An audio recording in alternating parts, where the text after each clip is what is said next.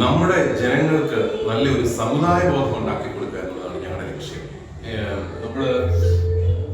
നമ്മുടെ ക്രൈസ്തവ സമൂഹം പൊതുവെ സമാധാനപ്രിയരായ ഒരു ജനതയാണ്. എല്ലാവരെയും ഉൾക്കൊള്ളാനായിട്ട് എന്നും തയ്യാറായ ഒരു ജനതയാണ്. എല്ലാ മതസ്ഥരെയും ജാതി മതഭേദമന്യേ ഒരു ബെഞ്ചിലിരുത്തി ഞങ്ങൾ മലയാളികളാണെന്നും കേരളീയരാണെന്നും പഠിപ്പിച്ചത് ക്രൈസ്തവ വിദ്യാഭ്യാസ സ്ഥാപനങ്ങളാണ്. ഒരു മതവും നോക്കിയിട്ടില്ല, ഒരു ജാതിയും നോക്കിയിട്ടില്ല. അങ്ങനെ സാർവത്രികമായ ഒരു മനസ്സോടുകൂടി പോയതുകൊണ്ട് പലപ്പോഴും ക്രൈസ്തവര് ആദരിക്കപ്പെടേണ്ടതിന് പകരം പലപ്പോഴും അവഗണിക്കപ്പെടുന്ന ഒരു വല്ലാത്ത അവസ്ഥയിലേക്ക് വന്നിരിക്കുകയാണ്. അതുകൊണ്ട് ക്രൈസ്തവ സമൂഹം തന്നെ ഉണരണം. അവർക്ക് അവരുടെ അവകാശങ്ങളെ കുറിച്ച് ബോധമുണ്ടാകണം. ഈ സാഹചര്യത്തിൽ നമ്മളെ ഒറ്റപ്പെടുത്തുന്ന രാഷ്ട്രീയ പാർട്ടികളെ തിരിച്ചറിയാനായിട്ട് അവർക്ക് സാധിക്കണം. ഗവൺമെന്റുകളുടെ നിലപാടുകളെ തിരിച്ചറിയാനായിട്ട് സാധിക്കണം.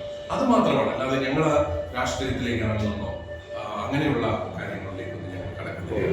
വോട്ടുള്ളിടത്ത് അവരുണ്ട്, അല്ലാത്തടത്ത് അവർ നിൽക്കുന്നില്ല. ഇപ്പൊ ഏത് പാർട്ടിയാണ് ഇങ്ങനെയുള്ള പൊതുകാര്യങ്ങൾക്ക് നന്മ നോക്കി ഒരു നിലപാടെടുക്കുന്നത്? കയ്യൊപ്പുള്ളവൻ കാര്യക്കാരെന്ന് പറഞ്ഞുകൊണ്ട് ബഹളം ഉണ്ടാക്കുന്നവന്റെ കൂടെ നിൽക്കുക, അല്ലെങ്കിൽ ശബ്ദമുള്ളവന്റെ കൂടെ നിൽക്കുക, വോട്ടുള്ളവന്റെ കൂടെ നിൽക്കുക. അങ്ങനെ നിന്നതിന്റെ ഫലമാണ് നമ്മുടെ നാടിന് അനുഭവിക്കുന്ന പല പ്രശ്നങ്ങളും. യഥാർത്ഥമായ പ്രശ്നങ്ങൾക്ക് പരിഹാരം കാണാതെ ഈ പറയുന്നത് പോലെ ഈ വോട്ട് ബാങ്ക് നോക്കി എല്ലാം പോയി. അതോടുകൂടി നമ്മുടെ സമൂഹത്തിലുണ്ടായിട്ടുള്ള ഒരു തകർച്ചയും ദൗർബല്യവും നമ്മൾ തിരിച്ചറിയുകയാണ്. നമുക്കറിയാം, ഏത് പരിഷ്കൃത സമൂഹവും നന്നായിട്ട് നടക്കുന്ന സംവിധാനങ്ങളെ പ്രോത്സാഹിപ്പിക്കുകയാണ് ചെയ്യുന്നത്.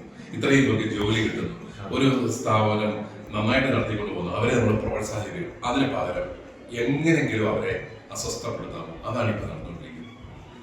പണ്ട് കാലത്തൊക്കെ കുറച്ചുകൂടെ വളരെ സഹായകരമായ സമീപനങ്ങൾ ഇങ്ങനെയുള്ള സ്ഥാപനങ്ങളോടുണ്ടായിരുന്നു. പക്ഷെ ഇപ്പോഴതെല്ലാം മാറി.